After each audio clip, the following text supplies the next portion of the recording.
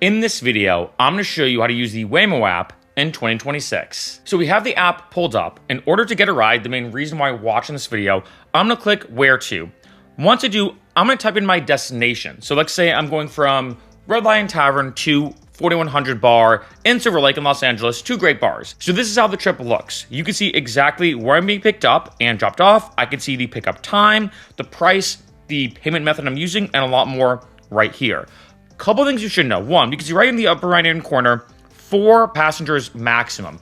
There is a driver's seat, but it has to stay empty. So keep in mind, you can't fit 5 people in a Waymo. In case you don't know, Waymo can see you. There are cameras both inside and also outside the vehicle. So 4 people maximum to a Waymo.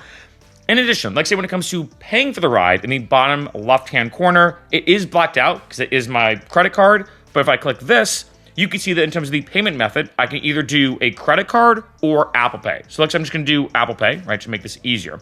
In the bottom right-hand corner, you can see the price. One thing I do wanna say is I did get Waymo credit. If you click the link listed below in the description, you'll get $10 off your first Waymo. I do have some Waymo credit. So as you can see here, the trip is typically $11.87, but in this case, it's $1.87 because I did get $10 off. So I do wanna mention that on this video. Now, a couple things I do have to mention that are very important. First off, as you can see, even as we're talking, the pickup time is fluctuating. Sometimes it can take you 2 seconds to get picked up. Sometimes it can take longer. So you can see right now, it went from like 7 minutes to like 14 minutes. Keep that in mind. Second thing is your pickup location. It does depend on where you are, but in a lot of instances, Waymo does not pick you up exactly where you are, and Waymo does not drop you off at your exact destination. It's usually like around the corner or a block away. I will show you a cool hack in the Waymo app to kind of get around this, but keep that in mind. Like if I click options, I'm gonna go here, you can see that I have a couple different spots in terms of my pickup location. So you can see I'm at the Red Lion Tavern, but it's gonna be picking me up maybe about from there 2 to 3 minute walk. I'm gonna say more 2 minutes, you can see. But let's say I'm like, you know what? I don't like that pickup location. I can click the arrow and go here. Now I have a second spot right there. I'm not gonna lie, that's a bit of a further walk. If I go here, pick up 3. So I can select the exact pickup point that I want. This is kind of unfortunate about getting a Waymo. It is not custom. It does not pick you up exactly where you are. It gives you different spots. You pick the best one. To be honest, looking at these, this honestly, the spot 1 is probably the easiest. Then, when it comes to the drop-off, same exact thing, right? Typically, like I said, I'm gonna be dropped off right here at spot 1. That is actually a pretty good drop-off location, to be honest. But I have a couple different other spots. As you can see, spot 3 is pretty far away, right?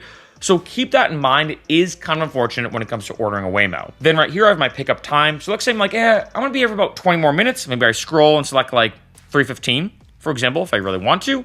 And then lastly, add a stop or round trip. Keep in mind, when you click this and you wanna add a stop or do round trip, you can really not leave the Waymo. So if you leave the Waymo, you have to order another one. So let's say if you're picking a friend up, make sure when you pull up, they get in, you just keep driving. So let's say if you have to stop at 7-Eleven and grab a Gatorade or something for whatever reason, more likely than not, you have to go there, get dropped off, and then order another Waymo. So in general, it is that easy to order a Waymo, very similar to like say an Uber or Lyft. I can also change the layout of the map. Might as well show you that. I think I actually like this one better. This seems a bit more chaotic to me, so I can do that. Might as well show you. Now let's look at the app features, and there's a lot of them. So I'm gonna back out.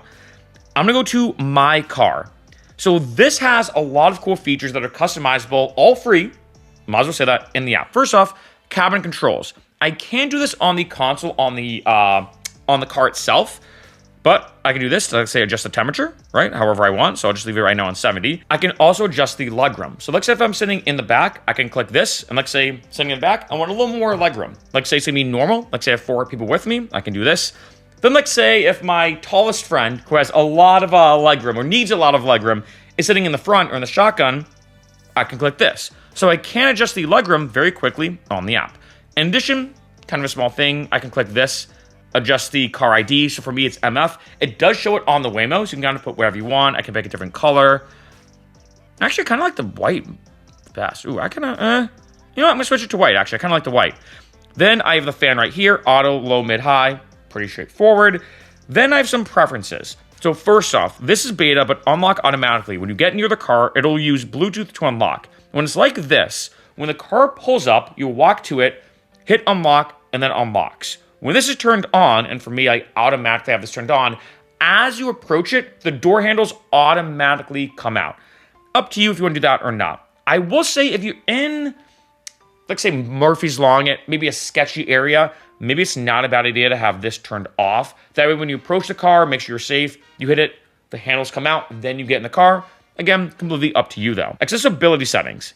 These are some really good features. First off, wheelchair accessible vehicle. If you need a wheelchair, you click this. Descriptive audio, play audio cues in the car that describe what's happening during your ride and where to find controls. It lets you need that. And then last, but definitely not least, minimize walking time. This is what I talked about earlier, where unfortunately, you're kind of at the mercy to the pickup and drop off locations of the Waymo.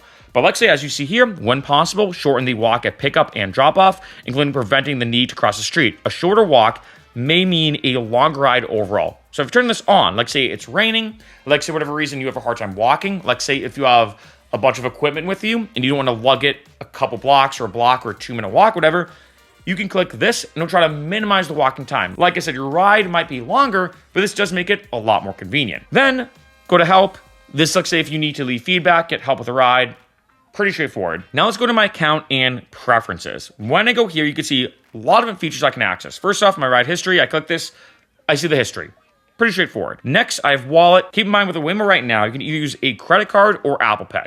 I've mentioned this before. Then I have offers and promotions.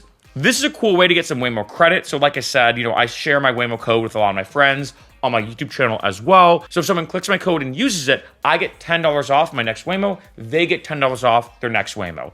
You don't get any money per se from this. You don't make cash. It's more Waymo credit, if that makes sense. But hey, not a bad way to kind of save money on Waymos. Now let's go to favorites. If, let's say, there's a place you go to a lot, your friend's place, a given bar, maybe your work, whatever, you can select it here as a favorite and add a favorite pretty easily. Then I have notifications. To enable notifications, make sure you have these turned on. Then accessibility, we already went over this right before when it comes to your ride. Now let's go to music. Very, very important, right? Especially for me being a DJ and music producer. And I do want to say, in case you want to bump my music, I have a link listed below to my Spotify. I am an official artist on Apple Music, Spotify, YouTube Music, all the platforms, in case you want to check out my music and bump it in a Waymo. I also, funny story, made a song about Waymo. Here's a mini preview of that. Waymo.